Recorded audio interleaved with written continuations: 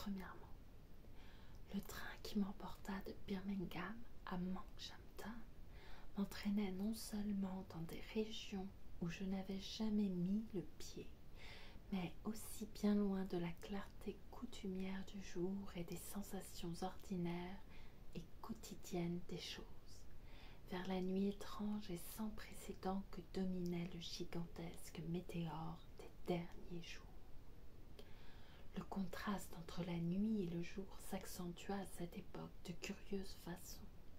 Une différence accrue sans cesse les sépara en ce qui concernait toutes les affaires de ce monde.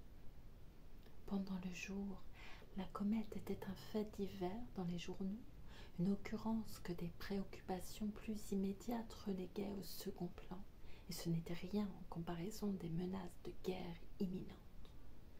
C'était un phénomène astronomique là-bas, très loin, quelque part au-dessus de la Chine, à des millions de kilomètres dans l'immensité.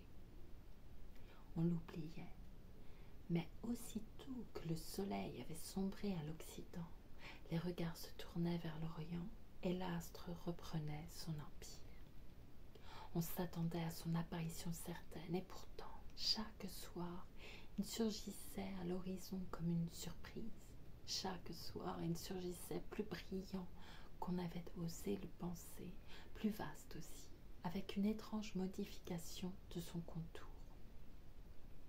À sa surface, le cône d'ombre de la Terre projetait un disque plus lumineux et plus vert, qui s'agrandissait en même temps que l'astre. Le météore étant lumineux par lui-même, cette projection circulaire ne se dessinait pas d'un trait vif et dur. Elle apparaissait phosphorescente et augmentait d'éclat à la chute du jour. Quand il montait dans le sillage du soleil abdiquant, son irradiation livide bannissait les réalités du jour et revêtait toutes les formes d'un aspect fantomatique. Il transformait autour de lui le ciel sans étoiles en un abîme d'un extraordinaire bleu foncé, teinte aux profondeurs infinies telles que je n'en revis jamais. Par la portière du wagon qui me trimbalait vers Manchampton, je remarquai, sans pouvoir me l'expliquer, qu'une lueur d'un rouge animé se mélangeait à toutes les ombres. Grâce à la comète, nos hideuses villes industrielles d'Angleterre étaient transformées en cités fantômes. Les autorités municipales économisaient leurs frais d'éclairage. On pouvait partout lire un journal dans ce resplendissement nocturne. Débarqué à Manchampton, je suivis, sous cette blême clarté, des rues inconnues dont les globes électriques éteints et leurs colonnes projetaient des ombres indistinctes sur les trottoirs. Çà et là, des fenêtres éclairées faisaient des taches vermeilles sur les façades et semblaient des trous taillés dans quelques rideaux de rêve tendus devant un brasier ardent. Un policeman aux pieds silencieux m'indiqua une auberge tissée de clairs de lune. L'homme qui m'accueillit avait une figure verte. C'est là que je passai la nuit. Le lendemain matin, en sortant, je me trouvais dans une rue bruyante et passante, aux petits pavés pointus.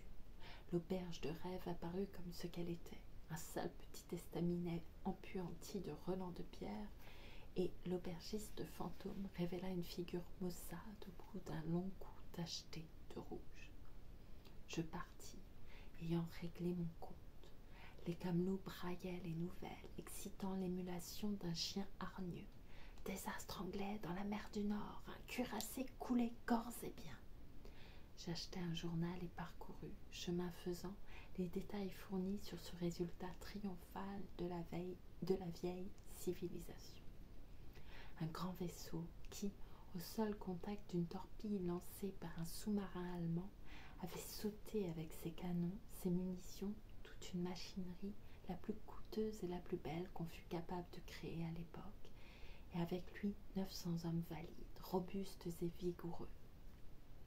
Une fièvre guerrière m'envahit. J'en oubliais non seulement la comète, mais jusqu'au mobile qui me poussait vers la gare. Et c'est machinalement que je pris mon billet et m'installai dans le train qui m'emportait vers Chatham-Bury. Ainsi le jour imposait une fois de plus sa despotique domination, et les gens ne pensaient plus à la nuit lumineuse. Chaque soir, cette beauté, cet émerveillement, cette promesse prophétique venue des abîmes nous inondait de sa splendeur, et nous nous taisions fascinés pour une heure. Puis, aux premières lueurs de l'aube grise, c'était de nouveau le grincement des serrures, le tintamarre des voitures de laitier, et, dans la reprise de la monotonie quotidienne, nous nous étirions, nous bâillions déjà notre ennui. La souillure des fumées de la houille envahissait encore le firmament, et nous nous préparions à reprendre l'incohérente et rebutante routine de l'existence. La vie a toujours été ainsi faite, nous disions-nous, et elle sera toujours la même. Ces nuits glorieuses étaient considérées surtout comme un spectacle sans signification pour nous. Dans toute l'Europe occidentale, seule une petite fraction de la classe ignorante voyait dans la comète le présage de la fin du monde. Les paysans de certaines contrées continentales étaient plus crédules, mais en Angleterre, il n'y avait plus de paysans, tout le monde savait lire, et nos journaux, avant que notre soudaine querelle avec les Allemands eût atteint son maximum d'acuité, avaient dissipé toute appréhension possible au sujet du météore. Depuis les cheminots de la grande route jusqu'aux enfants de la nurserie, tous avaient appris que ce météore sans consistance pesait à peine quelques tonnes. Ce n'était qu'un nuage étincelant de matière gazeuse. Le fait était démontré péremptoirement par l'angle de déviation qu'avait déterminé dans la trajectoire de la comète la force attractive de la Terre. Elle avait côtoyé quelques-uns des plus petits astéroïdes sans modifier aucunement leur orbite, tandis qu'elle-même avait décrit une courbe de près de 3 degrés. Quand elle en viendrait à heurter notre globe, le spectacle paraîtrait sans doute superbe à ceux qui, placés du bon côté de la planète, en seraient témoins. C'est là tout ce qui se passerait. Il était peu probable que nous nous trouvions du côté où aurait lieu la collision. Le météore grandirait de plus en plus dans l'espace, mais la projection du cône d'ombre terrestre obstruerait dans une mesure correspondante son éclat. À la fin, pourtant, il envahirait toute atmosphère et l'on verrait un ciel de nuages verts et diaphanes, bordé à l'orient et au couchant de luminosité intense. Puis, une pause suivrait dont il était difficile d'apprécier la durée. Enfin, sans doute, une fulguration d'étoiles filantes qui peut-être prendrait une couleur nouvelle à cause de l'élément inconnu dont la présence était indiquée par la ligne verte tant discutée. Il tomberait du zénith une véritable averse d'aérolites qu'on espérait recueillir et analyser. Les nuages verts tourbillonneraient et disparaîtraient. Il y aurait peut-être des orages, mais derrière le voile momentané de la comète, le vieux firmament, les vieilles étoiles reparaîtraient et tout serait comme devant, puisque le phénomène devait avoir lieu entre 1h et 11h du matin, le mardi suivant. C'est la nuit du samedi que j'avais passée à Monkshampton. On concluait qu'il ne serait que partiellement observable de notre côté de la planète. S'il y avait du retard, peut-être n'en apercevrions-nous que quelques étoiles filantes au ras de l'horizon.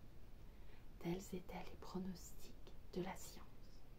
N'empêche que ces dernières nuits furent les plus belles et les plus mémorables qu'ait connues l'humanité.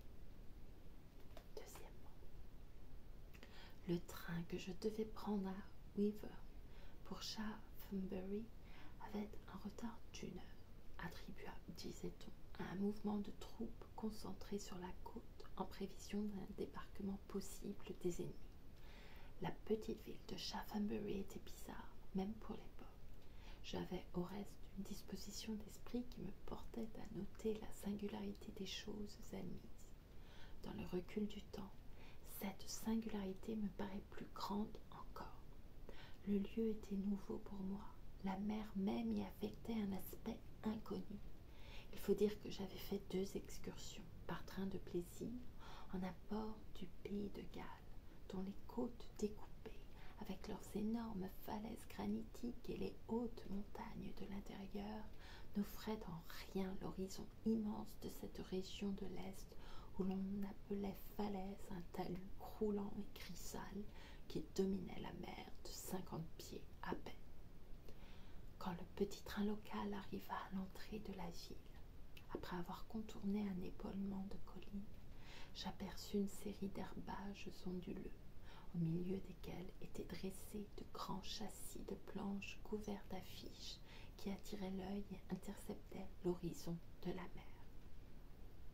Ces placards vantaient tour à tour les qualités de tel ou tel comestible et les vertus de tel ou tel remède, avec une sollicitude égale pour les estomacs, et leur couleur se préoccupait d'être frappante bien plus que belle et de ressortir sur les tons gris adoucis du paysage.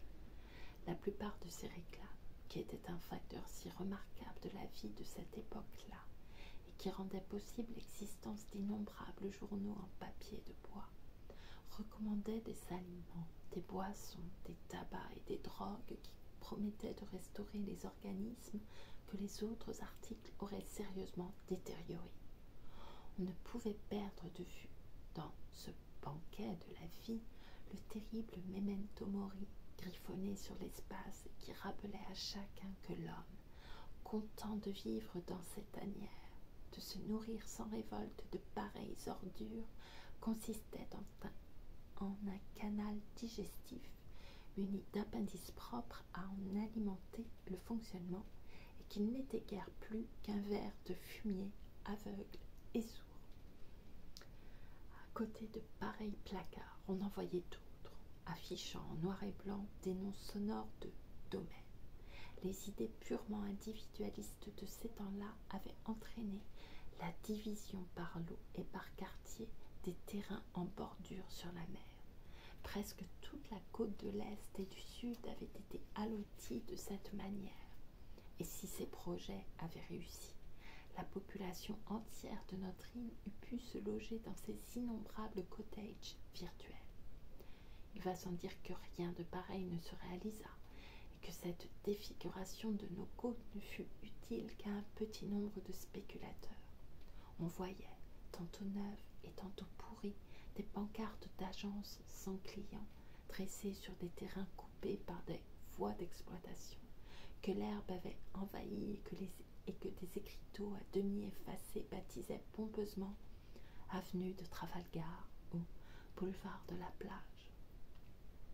Ça et là, quelques boutiquiers avaient consacré les économies d'une vie de travail à s'ériger un cottage, et la piteuse bicoque, grotesque et minable, s'accroquevillait dans l'isolement de terrains vagues, au milieu du petit lot mal clôturé de planches, dans lequel, sur des cordes tendues, flottaient au vent, comme on ne sait quel symbole de la faillite environnante, les drapeaux versicolores d'une lessive bourgeoise.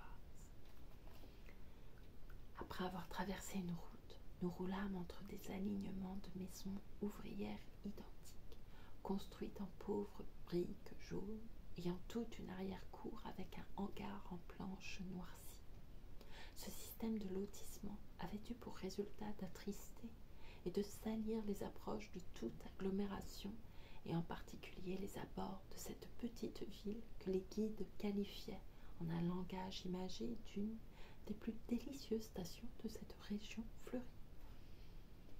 Puis ce furent d'autres maisons minables, la vaste hideur des usines de force électrique et l'inévitable cheminée monumentale dont la hauteur accusait notre imbécile impuissance à rendre complète la combustion de la houille. Enfin, la gare, située à un bon kilomètre du centre de cet asile de santé et de plaisir. Dès mon arrivée, je procédai à une exploration systématique de Shaphambury. Les soirées devenaient très chaudes, et mes vaines recherches d'un Shaphambury s'exaspérèrent encore sous l'incomparable gloire de la nuit revenue, quand je pensais que, sous cette bénédiction splendide de la nature, le jeune Verrall et Nettie vivaient leurs amours. Je me souviens de mes interminables allées et venues, au long de la plage, de mes regards indiscrets sous le nez de tout jeune couple, et toujours la main prête dans ma poche. Cependant, quand mon cœur battait une douleur étrange qui n'était ni de la rage, ni de l'impatience. Je ne m'arrêtais que quand je fus seule sous les étoiles, les derniers flâneurs ayant regagné leur lit. Mes recherches et mes questions furent sans cesse contrecarrées par le désir exclusif qu'éprouvait chacun de mes interlocuteurs de discuter les chances de débarquement allemand avant l'arrivée de l'escadre de la Manche. J'avais passé la nuit dans un petit hôtel borgne au fond de la ville où je n'étais arrivée qu'à 2 heures de l'après-midi à cause du petit nombre de trains qui circulent le dimanche. Et ce n'est que dans la soirée du lundi que je trouvai un indice qui me mit sur la bonne piste. Je commençai par une visite minutieuse de la ville.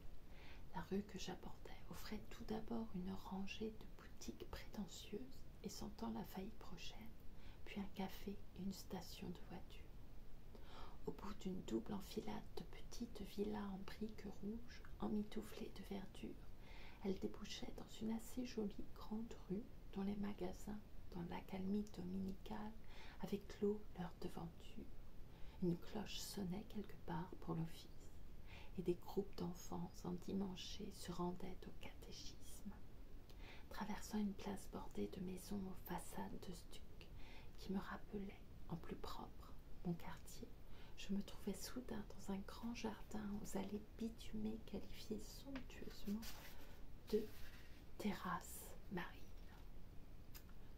Du banc de fonte où je m'étais assis, je parcourus du regard la vaste étendue d'une plage de sable boueux avec des rangées de cabines sur roues couvertes d'affiches préconisant des pilules.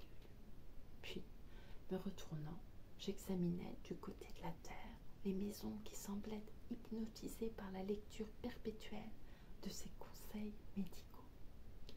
Des pensions de famille, des hôtels, des maisons meublées étaient groupées en terrasse à ma droite, puis cessaient brusquement.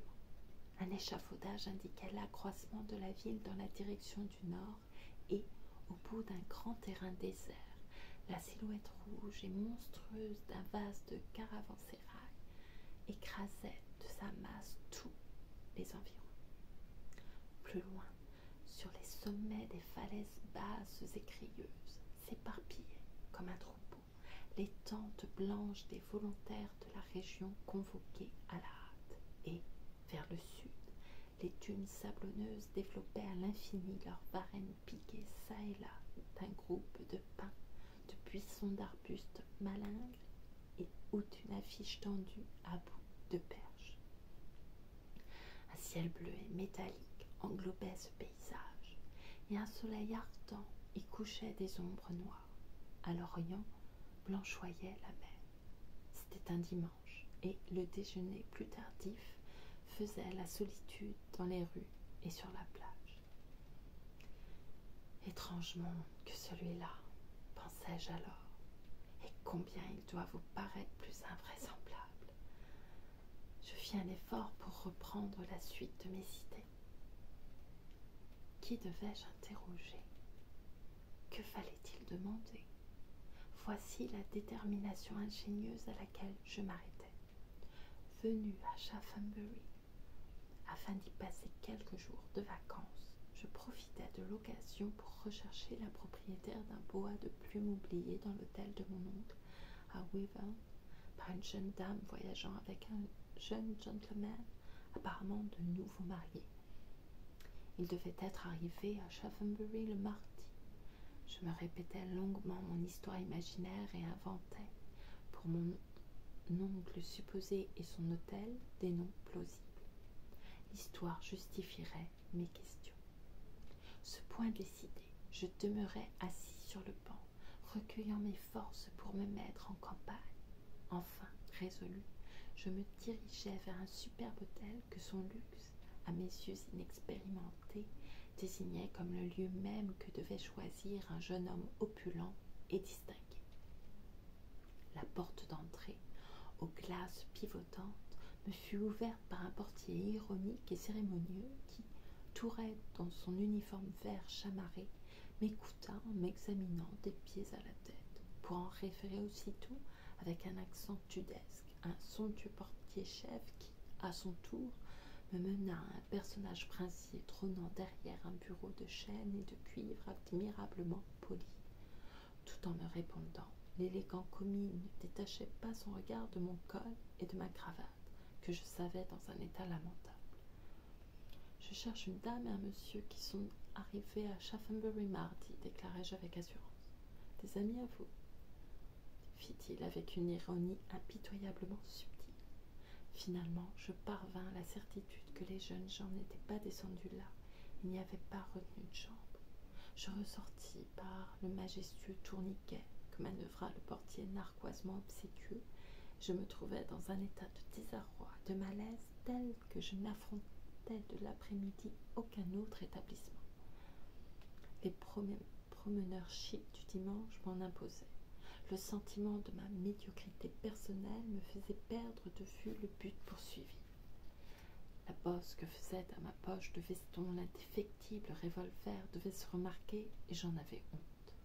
J'allais m'étendre parmi les galets et les closiers, à quelque distance de la ville, en face de la mer. Cette lassitude me tint tout de l'après-midi, vers le coucher du soleil. Je m'en fus interrogée devant la gare, les portes faites, mais je constatais que cette classe d'hommes se souvenait plus facilement des mâles que des gens, et j'ignorais totalement quel bagage avait emporté les amants. J'engageai ensuite la conversation avec un bonhomme à jambes de bois, occupé à balayer les marches qui menaient à la plage. Je n'en tirais que des plaisanteries assez risquées sur les jeunes couples en général, mais rien de précis sur ceux qui m'intéressaient. Ce dialogue me rappela désagréablement les motifs sensuels de ma jalousie. Aussi fus-je soulagée quand l'apparition d'un torpilleur au large fixa l'attention du bonhomme et coupa court à ce déplaisant entretien. Je repris ma place sur le banc de la promenade et contemplai à l'horizon le rouge levé du phénomène dont l'éclat humiliait les couchers de soleil et les aurores. Je retrouvai mon énergie et, à mesure que la lueur poussiéreuse du jour laissait la place aux lueurs nocturnes, entraînant avec elle la précision des choses quotidiennes, le sentiment romanesque me reprenait, la passion réchauffait mon sang, et je m'exaltais de nouveau à l'idée de mon honneur et de ma vengeance. En ces temps-là, la nuit et la clarté des astres éveillaient en nous un sens plus intime de nous-mêmes et des choses. Le grand jour, avec le spectacle des villes, des rues encombrées, était attachant, mais n'influençait que comme un tintamarre. Les faits en étaient dispersifs en même temps qu'accablants. Les ténèbres, au contraire, couvrant de leur voile uniforme l'aspect absurde des agglomérations humaines, rendaient les esprits à eux-mêmes, leur permettaient de se ressaisir. On pouvait exister pour soi, vivre pour son imagination. Or, cette nuit-là, j'eus l'étrange pressentiment que Nettie et son amant étaient tout proches, que j'allais soudain me trouver en face d'eux. Vous ai-je déjà dit que, dans le crépuscule, j'avais dévisagé tous les couples que je rencontrais, dans l'espoir de les reconnaître. Je m'endormis ce soir-là dans une chambre décorée de citations bibliques enluminées, me maudissant d'avoir gaspillé ma journée. Troisièmement, le lendemain matin, mes recherches furent vaines, mais vers midi, plusieurs pistes, découvertes coup sur coup, me désorientèrent quelque peu. Jusque-là, je n'avais rien obtenu qui correspondît au signalement de Nettie et de Verrall. Et voici que 4 couples s'offraient à mes investigations. L'un quelconque d'entre eux pouvait être celui que je recherchais, sans que j'eusse pour aucune indication spéciale. Tous étaient arrivés depuis le mercredi ou le jeudi. Je me fus bientôt assurée que 2 de ces couples n'avaient pas quitté la ville. Ils étaient en promenade aux alentours. Vers 3 heures, je réduisis ma liste en éliminant un jeune homme vêtu d'un costume gris fer, orné de favoris et de longues manchettes, qui accompagnait une dame très comme il faut, âgée d'une trentaine d'années. J'enrageais à leur vue et je m'installais à surveiller la pension qu'habitaient les deux autres pour ne pas manquer leur retour, me distrayant entre-temps à admirer la montée du météore qui se mêlait à un couchant flamboyant. Je les manquais néanmoins, car je les aperçus plus tard dans la salle à manger, assis à une petite table placée contre les vitrages de la véranda. Des bougies à abat-jour roses éclairaient l'argenterie, et tous deux contemplaient, à travers les glaces, le magnifique spectacle du ciel. La jeune dame, vêtue d'un costume de soirée, était fort jolie, assez pour me mettre en fureur. Ses beaux bras, ses épaules bien tombantes, le profil de sa joue que chatouillait une mèche follette, était prometteur de toutes les délices. Mais ce n'était pas Nettie, et son heureux compagnon représentait le type dégénéré de notre vieille aristocratie, menton fuyant, grand nez osseux, tempes étroites, cheveux albinos, expression languissante et le cou protégé moins par un faux col que par une manche empesée. Du dehors, sous l'éclatante lumière du météore, je débitais tout bas à leur adresse de haineuses injures pour m'avoir ainsi fait perdre mon temps. Je demeurai là assez longtemps pour qu'ils me remarquassent, silhouette noire de l'envie contre le ciel éblouissant. Dès lors, j'en avais fini avec Shaphambury. Il me restait à décider maintenant lequel des deux autres couples j'allais suivre à la piste. Je retournai à petits pas jusqu'au jardin public, discutant tant bien que mal les décisions à prendre, car, sous la luminosité merveilleuse de ce ciel, on se sentait le cerveau un peu brouillé et la tête légère. Allons, un des couples était reparti pour Londres, l'autre, m'avait-on dit, s'était installé dans un des chalets rustiques qu'on louait pour la saison d'été, à Boncliffe. Où cela pouvait-il bien être? Au sommet de l'escalier de la plage, je retrouvai mon homme à la jambe de bois. « Eh bien, l'interpellai-je. Il montra la mer du bout de sa pipe. « Mazette, fit-il. »« Qu'est-ce que c'est ?» demandai-je. « Des projecteurs, de la fumée, de grands bâtiments qui cinglent vers le nord. Si ce n'était cette maudite espèce de voie lactée, je pourrais distinguer quelque chose. » À ma demande de renseignements, il ne répondit pas d'abord. Puis, condescendant et par-dessus son épaule, « Si je connais les chalets de Boncliffe, plutôt, des artistes et autres. Il s'y passe de jolies choses. Hommes et femmes, tout ça se baigne ensemble, on ne s'y embête pas. Du scandale, quoi. » « Mais où est-ce que ça se trouve ?» insistai-je, exaspéré par sa réflexion.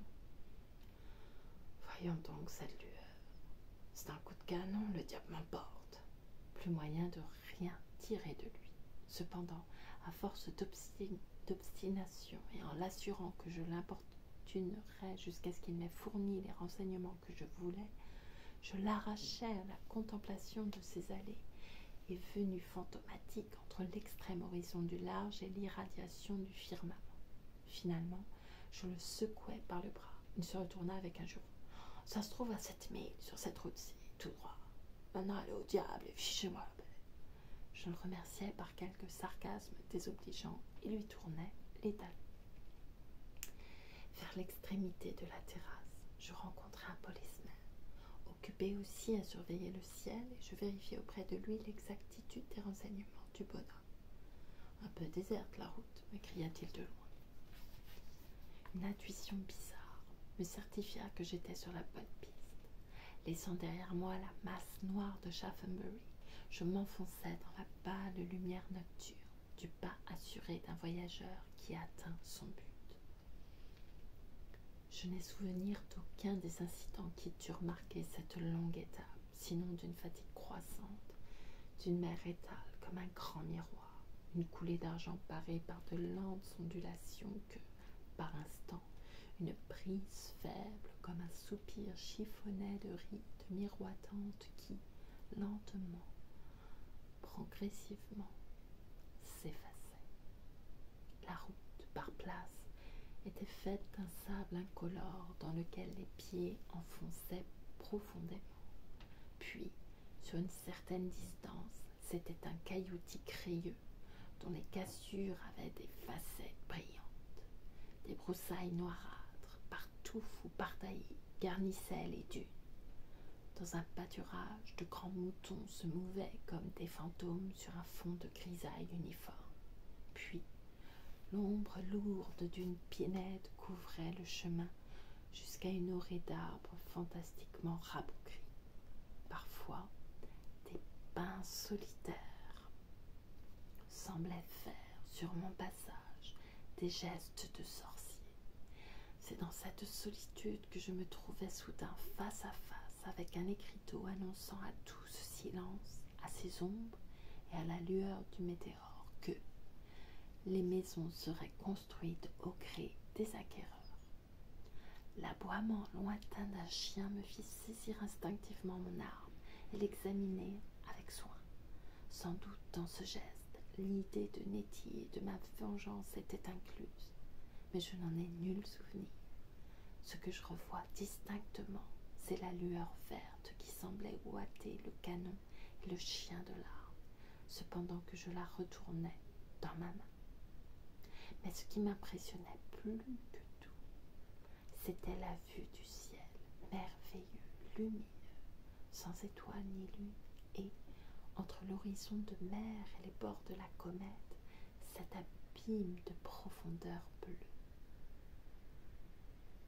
Tout à coup, fantômes étranges silhouettés contre la lueur, minuscules dans le lointain, apparurent 3 vaisseaux de guerre sans mât, sans voile, sans fumée, sans feu.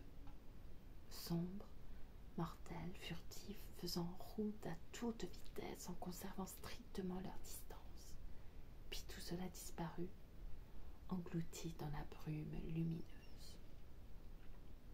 Une sorte d'éclair que je pris pour la lueur d'un coup de canon parcourut le ciel, mais, levant les yeux, je remarquai une traînée verte qui s'attardait au firmament. Aussitôt, il y eut comme un frisson dans l'air. Le sang me battit plus vite aux artères. C'était une sensation de soulagement et comme une énergie nouvelle qui m'envahissait. La route bifurqua. Je continuais au hasard. Ma lassitude croissait. Je me heurtais à des tas de varechs et d'algues, butais dans des ornières laissées en tous sens par les charrettes. Toute trace de chemin s'effaça et je pressais le pas, glissant et trébuchant parmi les dunes. Je débouchais finalement sur une plage sablonneuse toute parsemée de reflets scintillants. Des traînées phosphorescentes m'attirèrent jusqu'au bord des flots et j'examinais les petits points lumineux qui ballottaient sur les ondulations. Me redressant tout à coup, je contemplais longuement cette nuit merveilleuse dont rien ne troublait la paix. La comète avait maintenant étalé son filet brillant sur l'immensité des cieux et s'en allait vers son déclin. À l'Orient, l'azur reprenait possession du ciel. La mer barrait d'une ligne noire l'horizon et, luttant avec une persistance audacieuse contre le resplendissement du météore, une seule étoile tremblotante se balançait au bord de l'abîme. Quelle beauté, quel silence et quelle splendeur, quelle paix, la paix qui passe toute intelligence, la paix descendue vers nous dans sa robe de lumière. Mon cœur débordait et je me pris à verser des larmes. Quelque chose était entré dans mon sang, et cette pensée me vint que, vraiment, je ne voulais pas tuer. Non, je ne voulais pas tuer. Je ne voulais plus être l'esclave de mes passions. Je souhaitais de fuir la lumière du jour, de déserter la vie qui n'est plus qu'effort consumant, bataille implacable, désir déçu. De m'échapper vers cette nuit fraîche et éternelle, vers le repos. J'avais joué mon rôle. J'en avais assez. L'esprit de la prière, d'une prière inarticulée envahissant mon être, debout sur la rive de l'océan immense, je désirais ardemment la paix intérieure, la paix avec moi-même. Mais bientôt, à l'Orient, voici la déchirure quotidienne du mystère. L'aube grise éclairerait encore une fois le monde étroit et positif. Je savais que ma résolution allait reprendre toute sa force. Ces quelques moments n'avaient été qu'un intervalle de repos, un intermède. Demain, je serai de nouveau William Ledford, le mal nourri, le mal vêtu, le mal équipé, le maladroit, le voleur éhonté, une souillure sur la face du monde, un être de tourment et de douleur pour sa mère elle-même, pour sa mère qu'il aimait. Non, il n'y avait plus d'espoir pour moi que dans la vengeance. Quelle pauvre histoire! Il me vint pourtant à l'esprit que je pouvais en finir tout seul et abandonner les autres à leur sort. M'avancer dans cette mer, me livrer aux tièdes caresses de ces vagues, de cette lumière, plonger jusqu'aux épaules et me tirer un coup de revolver dans la bouche. Pourquoi pas en somme? Je m'arrachais à cette obsession avec effort et remontais lentement la plage. Encore une fois, je me retournais avec un regard de regret vers la mer, mais quelque chose en moi me criait « Non !» Ne fallait-il pas réfléchir? La marche dans ce terrain inégal et broussailleux devenait pénible. Je m'assis, le menton au genou, parmi des touffes noires. Prenant mon revolver, je le chargeai minutieusement et le gardai à la main. La vie ou la mort? Je sondais, me semblait-il, les plus intimes profondeurs de mon être. De fait, je m'assoupis insensiblement et mon sommeil fut agité de rêves.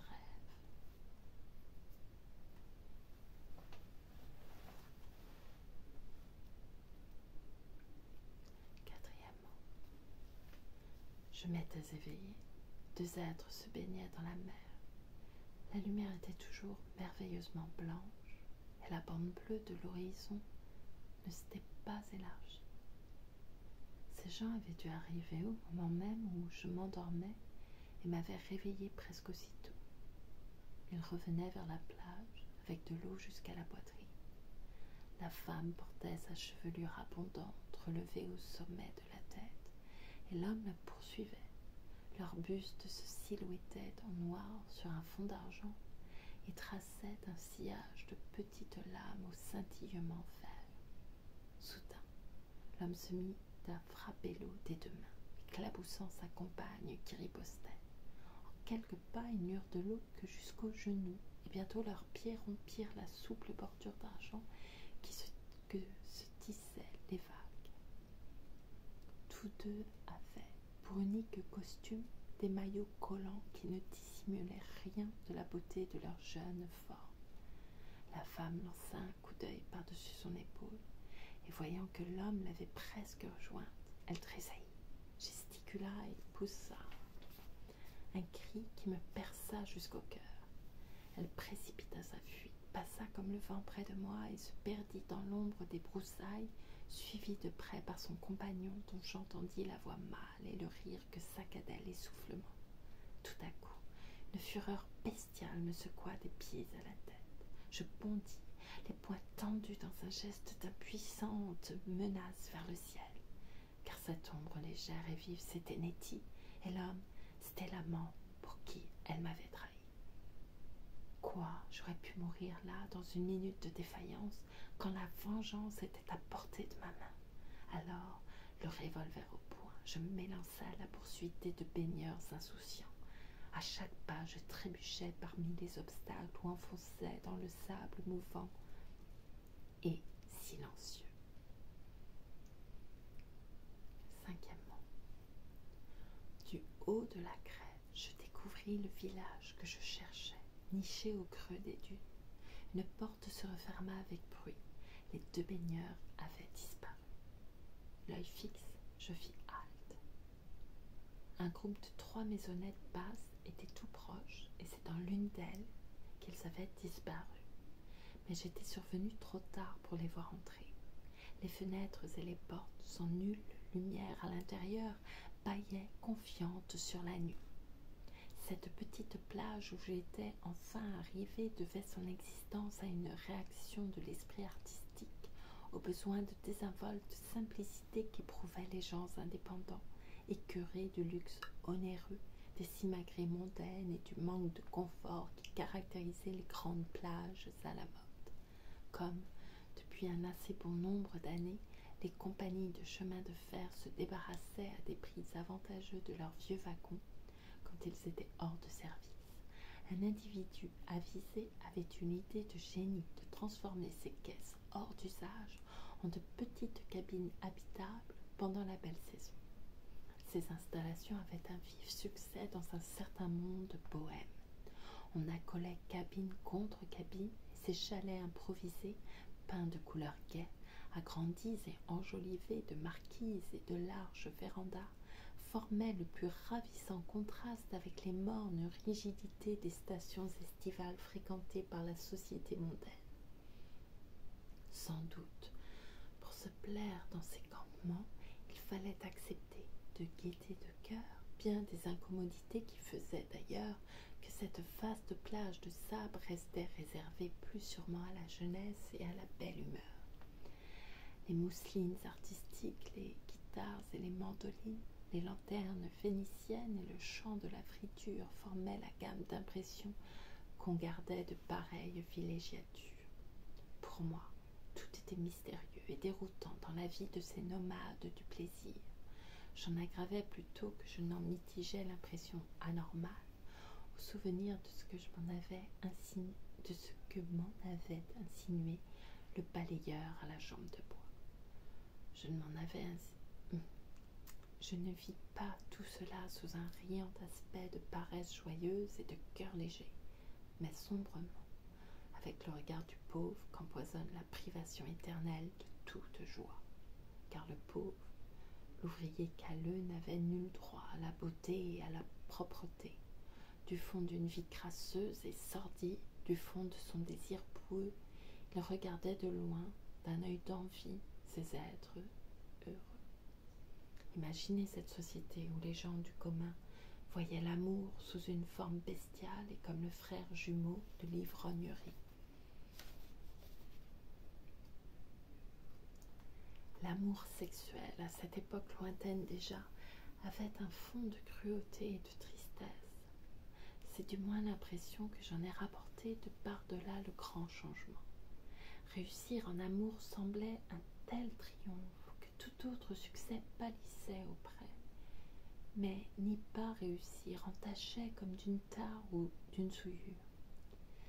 Cet accès de sauvagerie qui traversait mes émotions, qui les fondait toutes en un besoin de tuer, ne m'était nullement personnel. J'avais des motifs plausibles de croire, et je me donne encore raison, que l'étreinte de tous les vrais amants était comme un défi et que, formant un monde égoïste à eux seuls, ils bravaient et raillaient le monde du dehors. On aimait alors contre le monde, et ces deux-là aimaient contre moi. Ils s'occupaient uniquement d'eux-mêmes, sous la menace d'une férocité qui les épiait, avec la mort qui se cachait sous les bosquets de roses. Quel que soit le plus ou moins de vérité de ces aphorismes, mon imagination les considérait comme une certitude. Je ne fus jamais de ces amants patins, moqueurs. Mon désir s'affirmait absolu, impatient. C'était lui, peut-être, qui m'avait dicté mes lettres brutales, car je ne pouvais considérer comme un jeu cette ardeur toute puissante. Le souvenir de la forme lumineuse de Nettie, du ton hardi qu'elle faisait d'elle-même à son facile vainqueur, m'enflammait d'une rage presque trop forte pour la résistance que pouvait opposer mon être physique. Je descendis lentement à travers les dunes, vers ce village d'insouciante sensualité. Tout mon corps chétif restait froidement insensible à la douleur et à la mort. Ma haine me consumait comme un feu sombre. J'étais l'épée de malheur brandie sur leur tête. 6e. Irais-je frapper successivement aux 3 maisonnettes? Et si c'était un domestique qui m'ouvrait? Devais-je attendre et surveiller les portes jusqu'au matin? Mais pendant ce temps-là, aucun bruit ne venait de cette direction. Si je me glissais à pas de loup, peut-être qu'un mot surpris, quelque chose entreaperçu par une fenêtre, me guiderait. Devais-je faire un détour pour m'approcher des chalets ou m'avancer franchement jusqu'à leur seuil? Il faisait assez clair pour qu'elle pût me reconnaître de loin. Sans doute, une question posée à la première personne rencontrée aurait pu me fixer, mais alors je me serais trouvée en face des traîtres, avec, autour de moi, des gens prêts à arrêter mon geste, à immobiliser mes mains. Et puis, quel nom portait-il ici? Boum! Un sourd bourdonnement envahit mes sens et se répéta. Je me retournai impatiemment, comme on se rebiffe à une impertinence, et j'aperçus, à 4 milles à peine du rivage, un grand cuirassé fendant à toute vapeur la nappe d'argent. Ses cheminées vomissaient dans le ciel un nuage d'étincelles éblouissantes. L'éclair de ses canons braqués vers le large provoquait, en retour, d'autres éclairs comme un écho renvoyé par la ligne de fumée qui traînait au ras de l'horizon. Je restais pétrifiée devant l'éruption inopinée de ce vacarme. Mais que m'importait tout cela? Le sifflement frissonnant d'une fusée jaillit du promontoire et s'éparpilla en or contre la lueur du zénith. Un troisième et un quatrième coup de canon retentirent. Successivement, aux fenêtres du village, brilla en carré rouge la lueur des lampes vides allumées. Des ombres de têtes s'y encadraient. Une porte s'ouvrit, laissant échapper du seuil une coulée de lumière jaune qui ne se fondit dans la clarté de la comète. Ce remue-ménage me rappela à mes affaires. Pou, pou. Derrière les cheminées du cuirassé, j'aperçus une spirale de flammes et j'entendis le halètement et le ronflement de ces machines surchauffées. Des voix s'interpellaient dans le village, une forme drapée de blanc, encapuchonnée dans un peignoir de pin, rappelant grotesquement la silhouette d'un arabe en burnou, sortit d'une des maisonnettes les plus proches et se dressa sans ombre dans la lueur diffuse. De la main protégeant ses yeux, l'homme observa l'horizon, et avec de grands éclats de voix, il invita à le rejoindre ses voisins restés chez eux. Ses voisins, c'était mon couple. Mes doigts se crispèrent sur mon revolver. Quel intérêt pouvait avoir pour moi cette canonnade? J'allais faire le tour des maisonnettes et les prendre de flanc. La bataille navale favorisait mon projet. En cela seul, elle m'intéressait. Poum, poum. Les concussions de l'air m'ébranlaient physiquement. Qu'importe, Nettie allait peut-être se montrer, elle aussi. En effet, une puis deux formes drapées rejoignirent le premier spectateur. Celui-ci, le bras tendu, expliquait le combat. C'est un Allemand, il est cerné. Quelqu'un contesta son opinion. Il s'ensuivit une discussion que je ne saisis pas. Cependant, j'opérais sans hâte mon mouvement tournant, l'œil sur le groupe. Un cri unanime que leur arrachait un incident nouveau m'arrêta, et je me tournai aussi vers le large. Une gerbe d'eau jaillit sous la chute d'un projectile qui avait manqué son but. Une seconde trompe d'eau surgit de la mer, puis une troisième et une quatrième, qui se rapprochaient de nous à chaque fois. Enfin, une colonne de poussière s'éleva du promontoire d'où était montée la fusée et se dispersa de gauche et de droite. Presque en même temps, un fracas formidable éclata et l'homme à la voix de ténor cria « Touchez !» Voyons, mais je devais faire le tour de la maisonnette et aborder le groupe par derrière. À ce moment, une voix de femme se fit entendre, aiguë et claire. « Hé, les amoureux, il n'y a pas que la lune de miel, arrivez donc en voir une autre. » L'ombre de la dernière maisonnette s'éclaira et, de l'intérieur, un homme riposta par quelques paroles que je ne perçus pas. Mais soudain la voix de Nettie prononça distinctement « Nous rentrons du bain. » Puis ce fut la voix du ténor. « N'entendez-vous pas le canon? On se bat à moins de 5 milles du large. »« Comment ?» cria-t-on dans le chalet, et la fenêtre s'ouvrit. « Oui, là-bas. » Je n'entendis pas la réponse, car j'avais fait du bruit en marchant. À coup sûr, tout ce monde était trop absorbé par la bataille pour regarder de mon côté. Je marchais donc droit devant moi, dans les ténèbres qui cachaient Nettie. « Voyez donc !» cria quelqu'un en montrant le ciel. Je levai les yeux moi aussi. Tout le firmament était strié de brillantes bandes vertes. Elles rayonnaient autour d'un point situé à mi-distance de l'horizon occidental et du zénith. Un mouvement flottant se manifestait dans la masse nuageuse du météore qui semblait à la fois se déverser vers l'ouest et retomber vers l'est, et l'on entendait un crépitement incessant, comme si toute l'atmosphère pétillait d'une fusillade continue. La comète venait à mon secours, me semblait-il, voilant de ce rideau de bruit les sottises qui se jouaient au large. Pouf! Fit un canon du grand cuirassé. Pouf! Lança-t-il encore, et aussitôt les pièces des croiseurs qui le pourchassaient tonnèrent à leur tour. Cette écume lumineuse, qui bouillonnait dans toute l'étendue du ciel, donnait le vertige dès qu'on la regardait. Je restais un instant étourdi. La tête me tournait.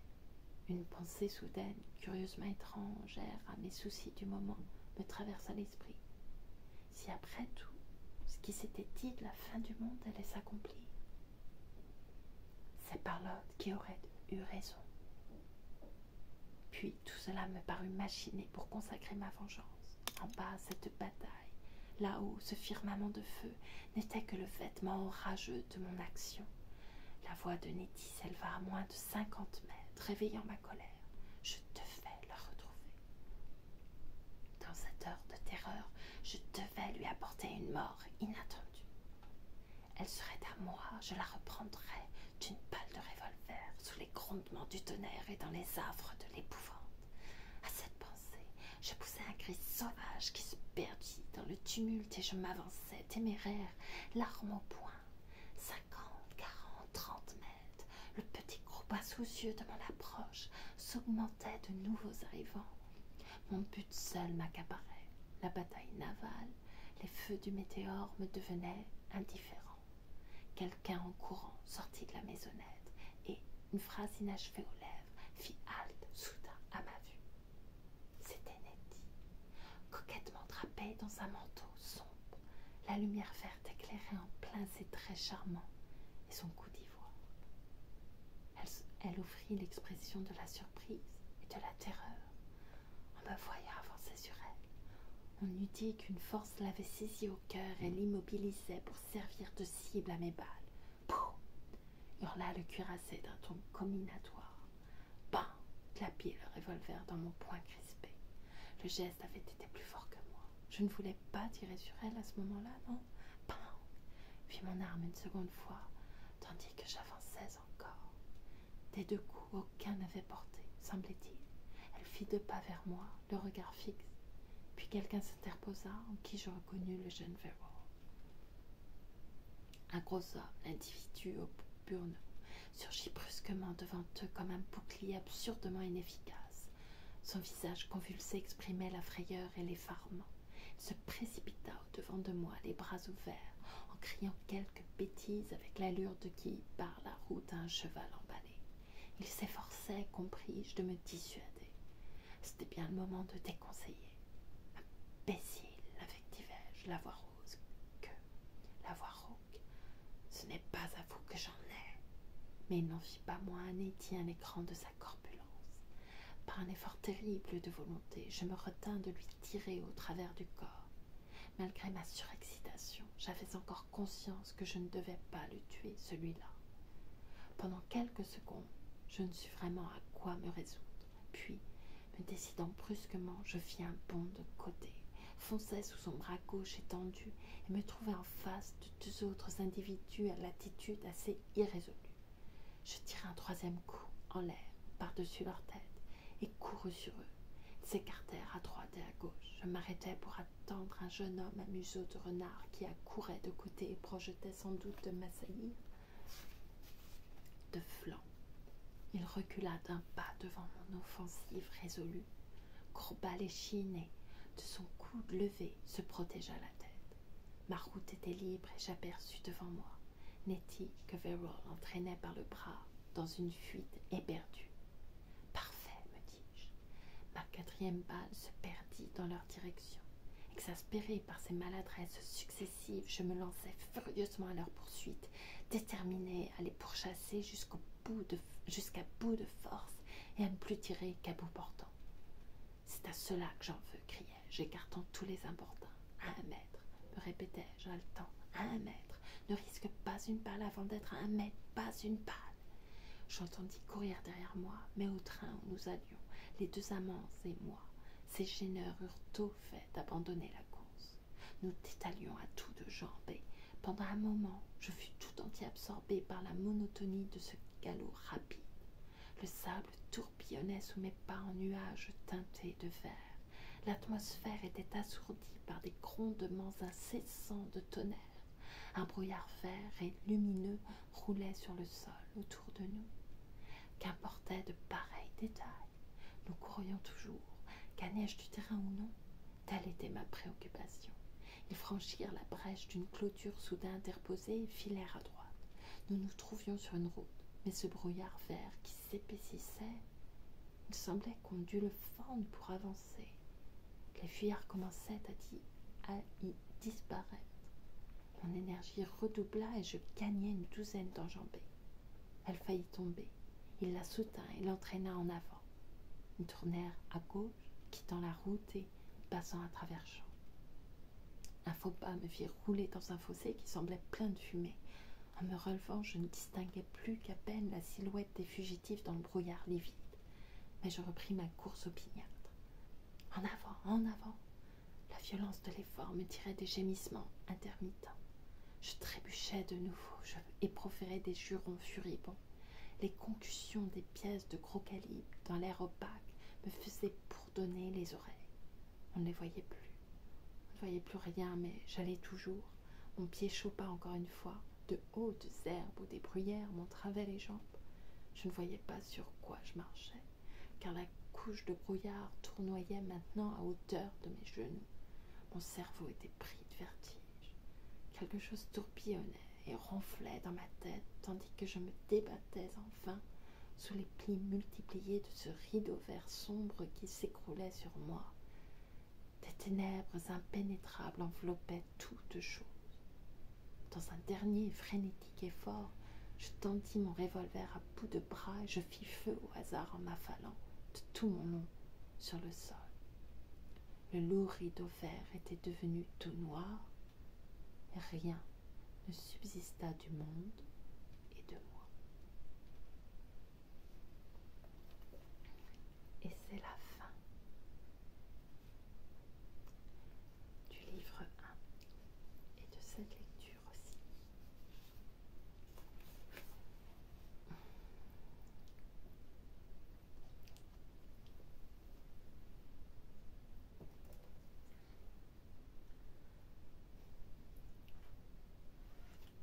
J'avais envie de lire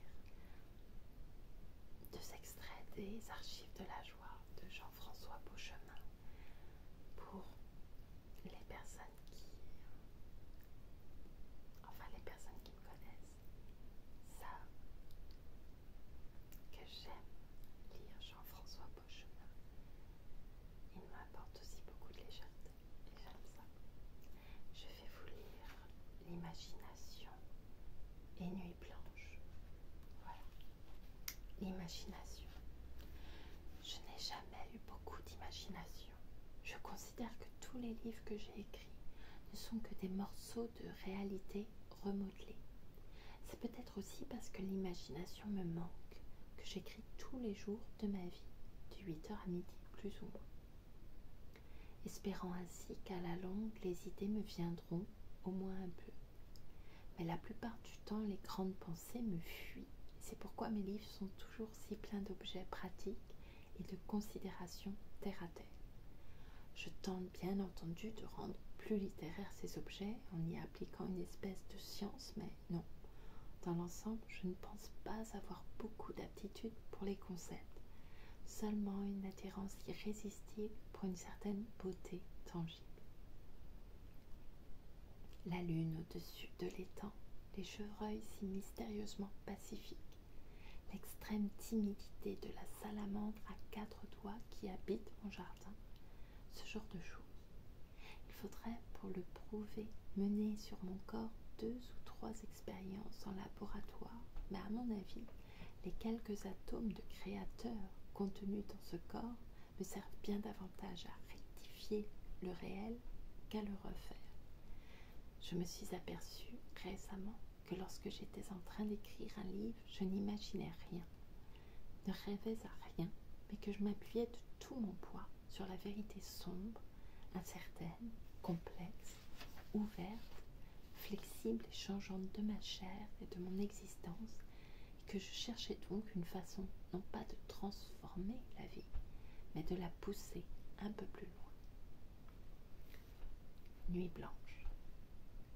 Tard en automne, disons dans les derniers jours d'octobre, au bruit organique et forestier de la terre, succède par ici une rumeur aérienne que masquait durant l'été le froissement des feuilles. La nuit dernière, Camus a encore une fois été aux prises avec une de ces crises d'insomnie. Voilà ce qui arrive quand on passe ses journées à réfléchir aux problèmes de notre temps. Comme toujours, à sa demande, je suis sortie du lit et l'ai emmené faire quelques pas sous les arbres. Ces grands spectres nus craquaient un peu sous l'effet du froid et de leur sève plus lente qu'au beau jour. Mais c'est surtout ce qu'on entendait bien au-dessus d'eux qui intéressait mon chien. Je crois que s'il tendait l'oreille, c'était pour écouter le retour du bruissement si caractéristique des étoiles contre le ciel. Il devait être dans les 3 heures quand je lui ai proposé de rentrer, ce qu'il a refusé. Je l'ai laissé à sa méditation et m'en suis retournée seule me coucher. En ouvrant le rideau ce matin, je l'ai aperçu au même endroit où je l'avais quitté, au pied du vieux chêne, les yeux fermés et l'oreille dressée, comme lorsqu'on écoute une musique plus émouvante que les autres. Voilà.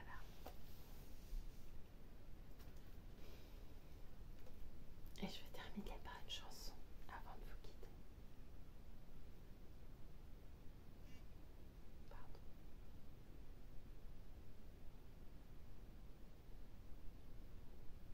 Je vais essayer. Je crois que c'est mon 3e essai pour cette chanson. Je vais bien finir par y arriver un jour. Long ago, my heart and mind got together and designed the wonderful girl for me. Oh, what a fantasy!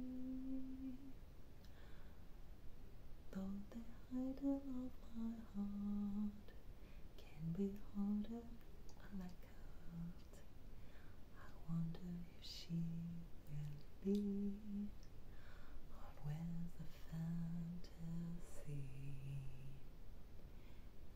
Will I ever find the girl in my mind, the one who is my ideal?